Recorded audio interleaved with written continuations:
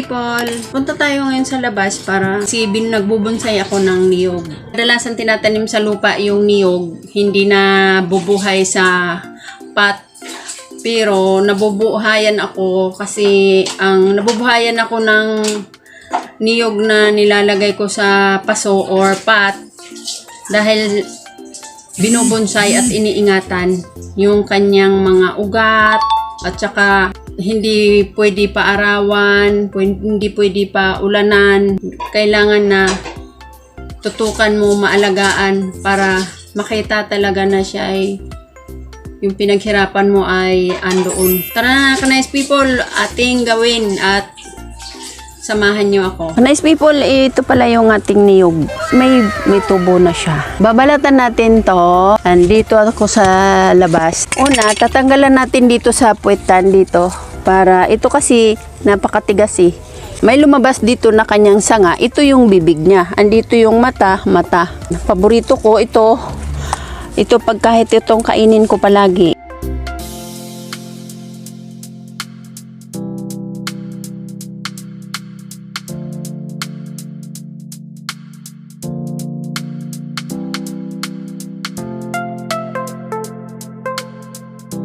Pero okay na siya. Nabawasan ko na. Hindi ko na kaya to kasi pagka ginagayon baka masira yung sanga natin. Din tatagain pala ganito.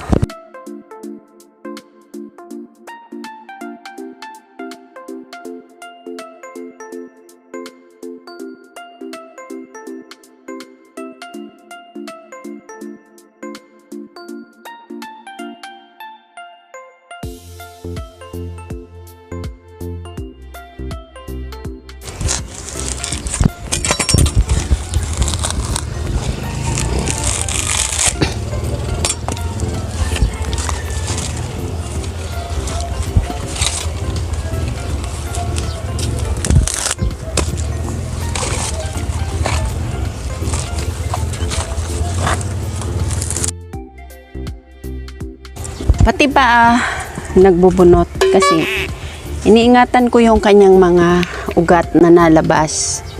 Ayan. Ito hindi ko naalisin itong ibang mga bunot niya. Itong kuko. Ito yung tawag kukupit. Ayan.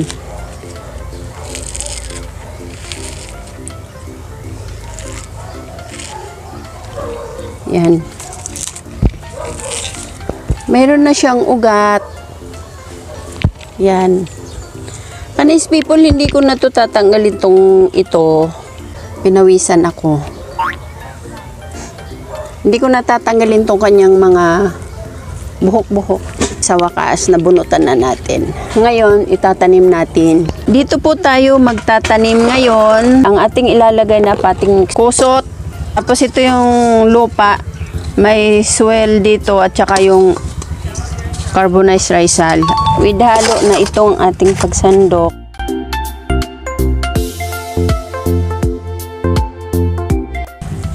Ito na siya. Ito. Yung kanyang mga ugat ilapat natin dito.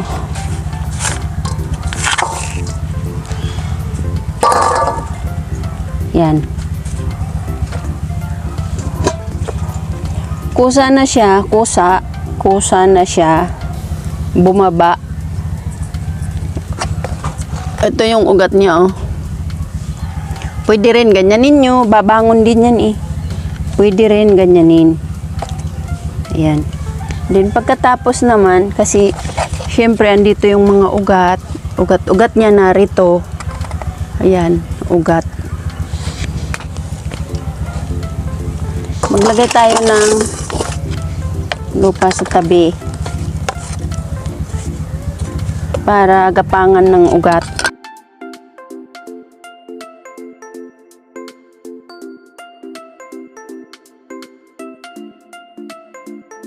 Ito ay tanim na. Then, wag nyong ilagay sa ulan, maulanan. Sa shaded area pa rin. Ito, kasi nagbubonsay tayo. Syempre, shaded area palagi ang kalagayan. Then ngayon, may kutsilyo tayo dito.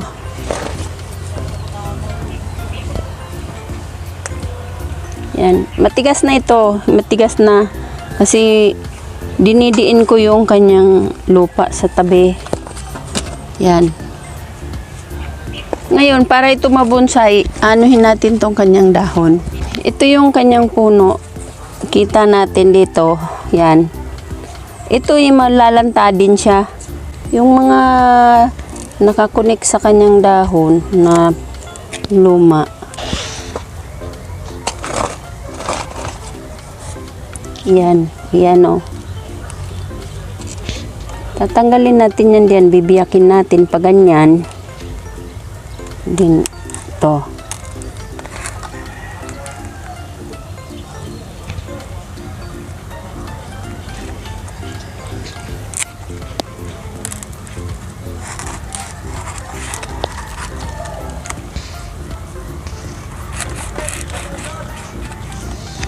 Yan. Din, mayroon pang isang ganito. Tatanggalan natin.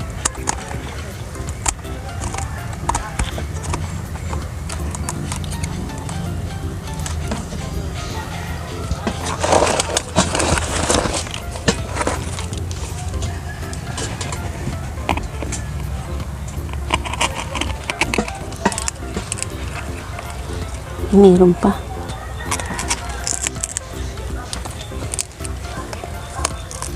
Ito na. Yung mga luma nating na biyak at gugupitin natin para siya ay And then ito naman nabiyak na natin. Ganyan na ulit. Ganyan. Ganyan. Yan.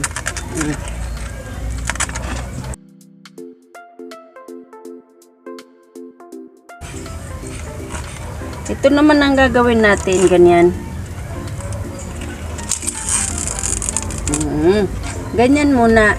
Kasi sariwa na ito. Kikita nyo naman. Ayan. Tingnan nyo. Yung dahon niya. Yan. Gugupitin din natin yan pagka luma. Ayan. Ganyan o. Ayan, ganyan. Mga ilang linggo, pwede na natin yan ulit. Gupitin.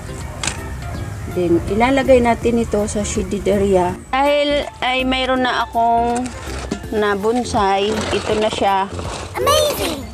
Makita nyo yung kanyang dahon. Napaka-cute. Oh.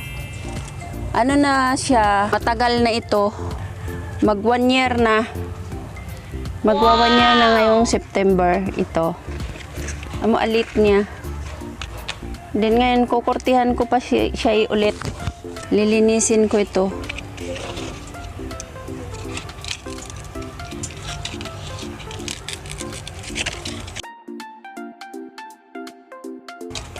Kasi binibiyak ko na rin. Kung hindi nyo pwede biglain sila, gaganyan no. Biyak.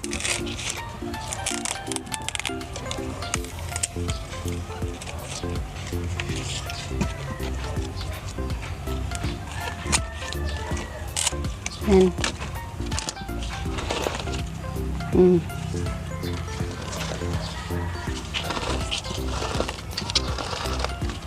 Ayan, ang cute niya. Yung dahon niya.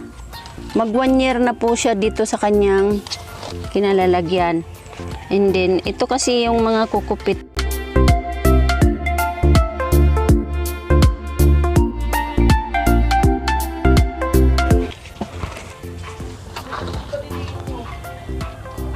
Ito yung nabonsai ko na dati. Yan. Tingnan nyo naman, oh. Yung kanyang puno, ayan. Malinis na yan. Then, ito ang nangyari sa kanyang puno. Then, ito, pag naluma ito, ikakat ko na naman yan. Hindi ko masyado, ayan, oh. Kasi, andyan yung bagong mga, ugat. Pwede naman din sila. Ngayon, pwede na natin yan paulanan. Yan. Ayan. Tingnan nyo naman yung kanyang mga dahon. Kakaiba na siya. Hindi na masyadong lumaki. Ito. Ito siya ay nabonsay na talaga. Kasi mag 1 year na siya ngayong September. Amazing! Ayan. Then, napakaganda niya. Makinis yung kanyang... Papagandahin ko pa ito. Pwede din ito, pag humaba na yung ugat niya, pwede natin ilipat. Kasi ang ugat niya ay humaba ng humaba. Hahaba pa yan ng hahaba. Ayan.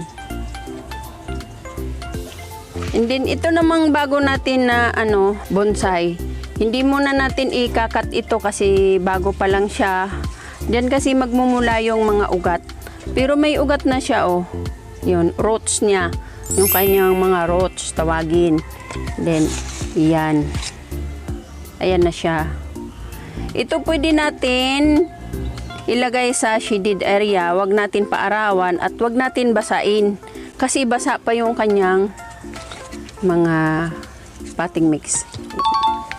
Ayan yung kanyang dahon sa ngayon. Dahil siya ay biniyak natin yung dahon niya, ayan. Ikakat ko rin yan, mga 1 month. Yan. Lagi ko ito chinichik. Yan, oh, yung roots niya, oh. Yan, kaya hindi muna natin ito tatanggalin. Kusa siyang matatanggal. Pagka naluma naman siya, maluluma ito. Kagaya din nito. Ito. Yan ang result ng nagbobonsai ako. Yan ang nagawa ko na bonsai. Yan. Yung dahon kasi niya, hindi na makatuloy pag laki-laki. Kasi nga, binibiyak ko pa ganyan, no? Pa ganyan. Yan. Kaya siya ay hindi na lalaki. Hanggang ganyan lang talaga. Yan. Ang aking bonsai. Itong bago natin, ayan. Antayin natin na magiging ganyan na siya. Amazing! Ayan. Ka-nice people, maraming salamat sa inyong panunood ng aking pagbobonsai ng coconut tree. Din ngayon at may mga video ako, mag-comment po kayo lahat. I-subscribe nyo ang aking YouTube channel, Erna Macog. At God bless, bye-bye na sa inyong lahat. Bye-bye, God bless you all. Mga ka-nice people, God bless you all. Bye-bye, bye-bye.